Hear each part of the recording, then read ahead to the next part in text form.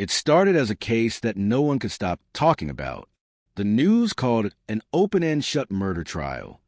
The prosecutors were confident, the detectives proud of their work, and the jury, they thought they were doing the right thing. But that was before he walked in. The man whose face no one expected to see, whose presence turned the courtroom into a graveyard of silence. Before that moment, a 17-year-old boy named Jalen Carter sat in that courtroom, hands trembling, eyes red from sleepless nights, accused of a crime he didn't commit. And when the jury foreman stood up and said those words, "We find defendant guilty," the air left the room. No one, not even the judge, could have guessed what was about to happen next. Jalen Carter was just an ordinary kid from Atlanta, Georgia, a high school senior who loved basketball, robotics, and his mom's Sunday cooking. But all that changed one rainy night.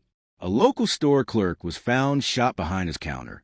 The surveillance footage was grainy, but there was one thing the police focused on: a tall, thin young black male wearing a gray hoodie leaving the scene. And just 2 blocks away, Jalen was walking home from the recreation center, wearing the same kind of hoodie. Within minutes, blue lights filled the streets. "Hands where I can see them," an officer shouted. Jalen froze. He didn't know what was happening.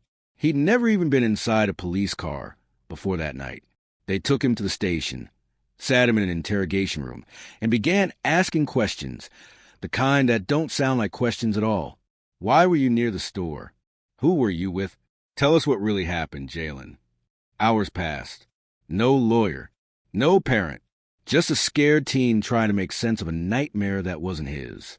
By morning, Jalen's face was all over the news. Local teen arrested in store clerk murder. The courtroom was packed. Cameras everywhere. The public wanted justice, and Jalen was the easiest target. His court-appointed lawyer barely spoke to him. The prosecutor painted a picture of a troubled kid who needed money, someone who snapped under pressure. But here's the thing. There was no DNA, no fingerprints, no weapon, just that blurry video. Jalen's mother sat in the back row, clutching a cross necklace.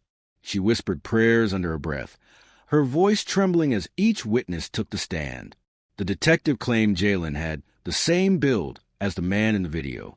The clerk's co-worker said Jalen looked familiar, and the jury, they nodded along. Every look, every whisper, every assumption was building a wall around an innocent boy. After 3 days of deliberation, the jury came back. The foreman stood tall and read the verdict. "We find the defendant, Jalen Carter, guilty of second-degree murder." Jalen's mother collapsed. Jalen just stared forward, his body frozen, as if his soul had been ripped from him. The judge sighed. Sentencing will be next week. But that next week would change everything. It started with a janitor.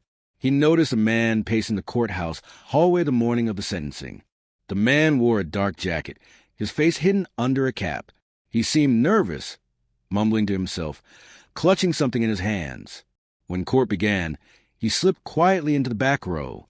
Jalen's mother was there too, crying silently. Jalen stood in chains, awaiting his sentence. The judge began. "Before I proceed, does the defendant have anything to say?" Jalen shook his head slowly. His voice was gone. And then the man in the back stood up. At first, no one paid attention until he shouted, "Stop! You got the wrong person." The entire courtroom froze. Security rushed forward, but the man raised his hands. "I'm the one you're looking for," he said, his voice shaking. "My name is Darnell Pierce, and I was the one in that video." Gasps filled the room. The judge looked stunned.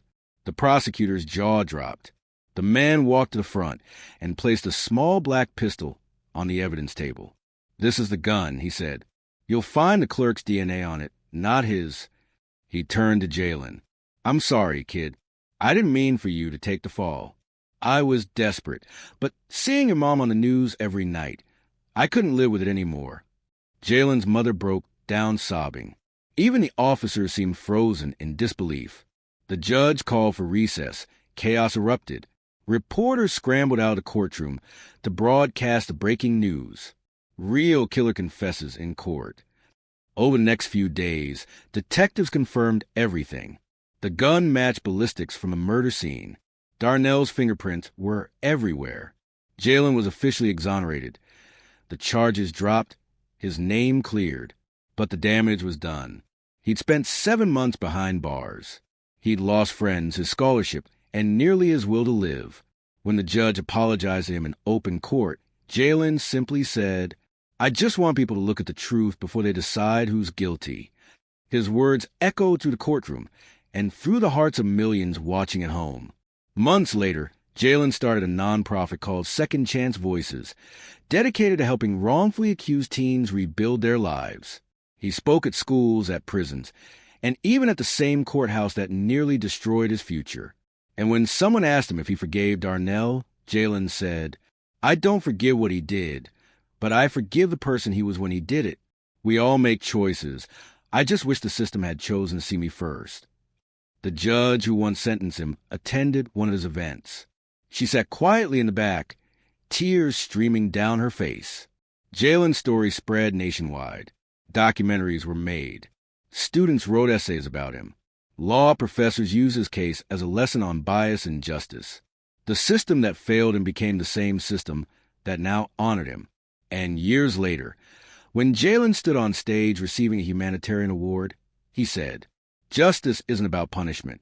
It's about truth, and truth will always find its way into the light." That day, when the real criminal walked into the courtroom, he didn't just free an innocent teen. He exposed the cracks in a system built to protect us all.